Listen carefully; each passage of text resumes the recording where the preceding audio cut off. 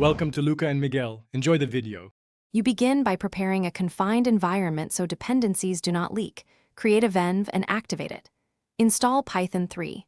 11 Plus and the framework you chose, for example Fast API for async speed or Flask for simplicity. Once done, scaffold routes, a basic app factory, and a requirements file. Make sure to initialize Git now and commit your working scaffold.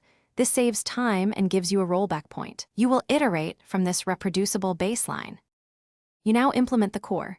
Define your endpoints and data contracts, because clear contracts prevent rework. Connect an ORM like SQL Alchemy and create migrations with Alembic so schema changes are versioned. Once data is reliable, add caching with Redis and background processing via Celery or RQ to keep requests fast. Make sure to add authentication using JWT or OAuth2 and centralize config. Then write tests that exercise main flows. You finalize by containerizing the app and wiring up continuous integration so builds are repeatable. Push images to a registry and deploy with health checks. Once live, add structured logging, metrics, and alerts so you know when performance slips. Run load tests and configure graceful shutdowns to avoid losing requests. If something breaks, check the app logs and trace the request path.